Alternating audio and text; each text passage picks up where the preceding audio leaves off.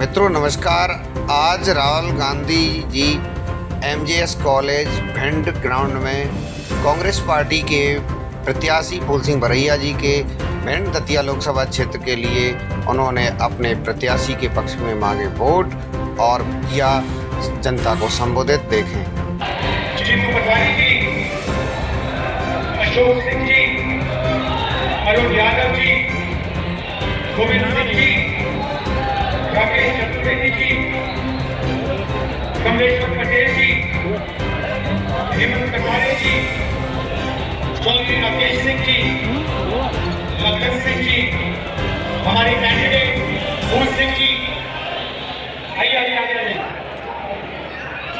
हमारे कैंडिडेट फूल सिंह बरैया जी स्टेज पे वरिष्ठ नेता भाई और बहनों, कांग्रेस पार्टी के हमारे पक्ष कार्यकर्ता, प्रेस लगाने मित्रों, आप सबका यहाँ बहुत बहुत स्वागत।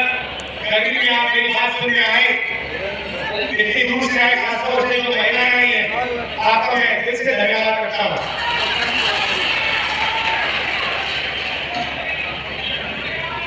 ये चुनाव मामूली चुनाव नहीं है। इस चुनाव में दो विचारधाराओं की टक्कर है। एक तरफ कांग्रेस पार्टी इंडिया गठबंधन, जो संविधान को बचाने की कोशिश कर रहा है। ये जो मैंने आपको दिखाया है, ये कोई मामूली किताब नहीं है। इस किताब के आने से पहले, आजादी से पहले, हिंदुस्तान के गरीबों के पास, दलितों के पास, आदिवासियों के पास, पिछड़ों के पास कोई हक नहीं है। किसानों को, गरीबों को, मजदूरों को, पिछड़ों को, दलितों को, आदिवासियों को, गरीब जनरल क्लास के लोगों को जो भी कुछ मिला है, इस किताब के कारण मिला है। और अब प्रधानमंत्री ने, अमित शाह ने और उनके अलग अलग एमपीज ने मन बना लिया है कि अगर वो चुनाव जीतेंगे तो वो इस किताब को फाड़ के फेंक देंगे, लड़ाएंगे भाइयों बहनों। और मैं आपको ये कहने आया हूं कि जो भी देश में प्रगति हुई है, जो भी गरीबों को मिला है, चाहे वो मनरेगा हो, जमीन अधिग्रहण बिल हो, सफेद क्रांति हो, जमीन का हक हो, सब गायब हो जाएगा। बीजेपी चाहती है कि ये किताब फेंक दी जाए और 20-25 अरबपति चलाएं। हिंदुस्तान में पब्लिक सेक्टर बना, गरीबों को आरक्षण मिला, सेना में आपकी भर्ती होती है, पेंशन मिलती है, इस किताब से मिलते हैं। ये चुनाव है, ये जो चुनाव हो रहा है, लोकतंत्र जो है, जिसमें दलितों को, पिछड़ों को, आदिवासियों को, गरीब जनरल क्लास को आवाज दी, वो सब खत्म हो जाएगा अगर ये किताब खत्म हो जाए। माताएं में बैठी है, ये बात तो समझिए, ये मामूली किताब नहीं है। बीजेपी के नेताओं ने साफ कहा है, अमित शाह ने कहा है, बड़े बड़े नेताओं ने कहा है कि अगर चुनाव में जीत होगी तो कॉन्स्टिट्यूशन को बदल दिया जाएगा, रद्द कर दिया जाएगा। और मैं आपको बताना रहा हूं, ये हिंदुस्तान की गरीब लोगों की आत्मा है, इसको कोई नहीं छूने वाला है। दुनिया में कोई शक्ति नहीं है जो इसको बदल सके। ये बीजेपी वाले सपने देख रहे हैं। कांग्रेस पार्टी ने अंबेडकर जी ने मिलकर हिंदुस्तान की जनता के साथ मिलकर अंग्रेजों से लड़ाई की और ये जो कॉन्स्टिट्यूशन है, ये जो संविधान है, ये जो हिंदुस्तान की आवाज है, ये हमें बनाया। इसको हम ऐसे नहीं बिकने देंगे। और हिंदुस्तान की जनता, हिंदुस्तान के गरीब लोग, किसान, मजदूर ये कभी नहीं होने देंगे। पहली बात ये है। अब ये कहते हैं कि हम आरक्षण के खिलाफ नहीं है। तो अगर आप आरक्षण के खिलाफ नहीं हो तो फिर आप पब्लिक सेक्टर को क्यों प्राइवेटाइज कर रहे हो? आप रेलवे को क्यों प्राइवेटाइज कर रहे हो? आप अग्निवीर योजना क्यों लाए? अगर आप रिजर्वेशन के खिलाफ हो तो आपको ना अग्निवीर योजना लानी थी, ना प्राइवेटाइजेशन करना चाहिए, ना आपको ठेकेदारी प्रथा लागू करनी चाहिए। ये सब के सब काम रिजर्वेशन के खिलाफ काम करे जा रहे हैं। आप अरबपतियों का कर्जा माफ कर देते हो। 16 लाख करोड़ रुपया, भाइयों बहनों, 16 लाख करोड़ रुपया 22-25 लोगों का नरेंद्र मोदी जी ने कर्जा माफ किया। मैं आपसे पूछना चाहता हूं, कितने किसानों का कर्जा माफ किया? कितने मजदूरों का कर्जा माफ किया? कितने छोटे दुकानदारों का कर्जा माफ किया? कितने बेरोजगार युवाओं का कर्जा माफ किया? गरीब व्यक्ति प्राइवेट अस्पताल में जाता है, लाखों रुपए का कर्जा हो जाता है। कभी नरेंद्र मोदी जी ने कहा कि हाँ मैं गरीब का कर्जा माफ करूंगा? कभी नहीं, कभी नहीं किया, कहा भी नहीं, किया भी नहीं। भाइयों बहनों, 16 लाख करोड़ रुपए का पता कितना होगा? पता कितना होगा? नहीं मालूम, मैं बताता हूँ। हमने किसानों का कर्जा माफ किया था जब हमारी सरकार थी। अगर आप 25 साल के लिए हर साल हिंदुस्तान के हर kiसान का कर्जा माफ करोगे तब 16 लाख करोड़ रुपए बनते हैं। मतलब 25 साल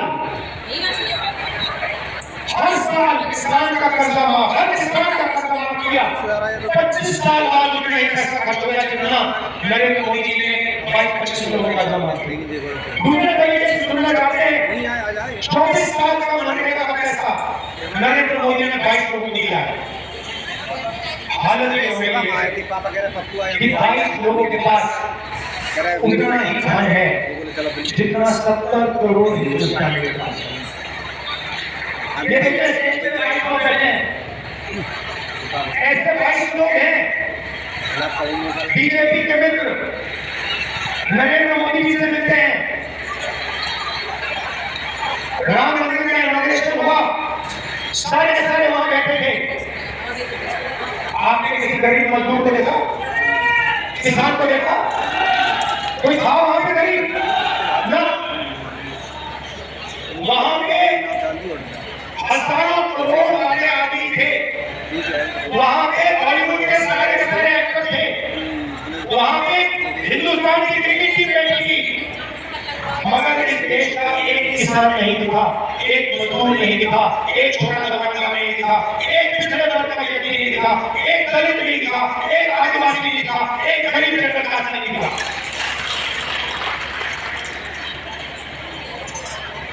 पार्लियामेंट हाउस का इनॉग्रेशन होता है, नई बिल्डिंग, चमकती बिल्डिंग बनती है, हजारों करोड़ रुपए की बिल्डिंग बनती है। आदिवासी राष्ट्रपति को बुलाया ही नहीं जाता। उनसे कहा जाता है ना तुम पार्लियामेंट के इनॉग्रेशन में आओगे और ना तुम राम मंदिर के इनॉग्रेशन में आओगे। राम मंदिर और पार्लियामेंट हाउस को नरेंद्र मोदी जी खोलेंगे। कोई आदिवासी का, दलित का, पिछड़े वर्ग का किसी का चेहरा नहीं दिखना चाहिए, सिर्फ नरेंद्र मोदी जी का चेहरा दिखना चाहिए। और ये भाइयों बहनों हुआ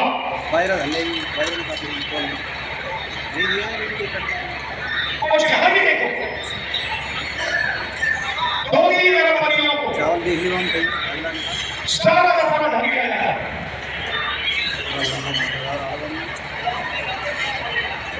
रेलवे देखो अदानी, सोलर पावर देखो अदानी, बिजली देखो अदानी, सड़क देखो अदानी, हथियार देखो अदानी, जहां भी देखो किसान के कानून बनाए अदानी अदानी के लिए। हिंदुस्तान का हर एक किसान जानता है कि हमारे जेल से पैसे निकालने की कोशिश हो रही है, सारे किसान खड़े हुए। नरेंद्र मोदी क्या कहते हैं? आतंकवादी है, आतंकवादी है जो देश को भोजन दे रहे हैं, 24 घंटा खून पसीना देते हैं, वो आतंकवादी है।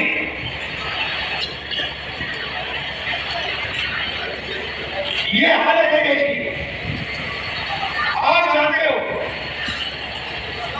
नोटबंदी की गलत नीति लागू की, आज हिंदुस्तान में 45 साल से सबसे ज्यादा बेरोजगारी है। हर हिंदुस्तानी युवा ये बात समझता है, जानता है। सबसे ज्यादा महंगाई आज है। और मजे की बात, जनता से पूछो मुद्दे कौन से हैं, आपको कहेंगे बेरोजगारी, भागीदारी, महंगाई। मगर आपको मीडिया में ये कभी नहीं दिखने को मिले। आपने अपने आप से कभी पूछा कि भाई मीडिया किसानों की बात नहीं कहते, मीडिया महंगाई की बात नहीं करते, गरीबों की बात नहीं करते? कभी ₹1,00,000 आपका साल का बैंक अकाउंट में डाल दिया, ₹8,500 महीने के, ₹1,00,000 साल के, करोड़ों महिलाओं को मिलेंगे और वही काम करोड़ों बेरोजगार युवाओं को मिलेगा। और हिंदुस्तान को दुनिया की सबसे बेहतरीन trend workforce, readymade trend workforce मिलेगी। अब किसान देख रहे नहीं होते, क्या कर दिया आपने? ₹1,00,000 बच्चों में दे दिया, ₹1,00,000 हमारे घर में मतलब महिलाओं को दे दिया। हमारा क्या हुआ? आपका कर्जा माफ हो। और आपको गारंटी कानूनी एमएसपी मिलेगी। भाइयों बहनों 30 लाख सरकारी वैकेंसीज हैं। नरेंद्र मोदी जी प्राइवेटाइज करते जाते हैं, ठेकेदारी प्रथा उन्होंने लागू कर रखी है। आज तक का उन्होंने जो आपका हक बनता है वो छीन लिया। ये जो 30 लाख नौकरियां खाली पड़ी हैं, हमने कैलकुलेट किया, हमने निकाला था, इनको हम 6 महीने के अंदर आपके हवाले कर देंगे।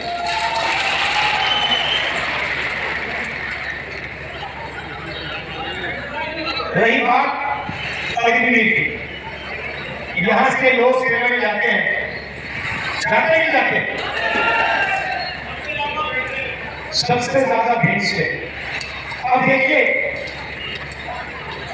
नरेंद्र मोदी ने क्या किया। 2 तरीके के जवान बना दिए। एक जवान जिसको पेंशन मिलेगी,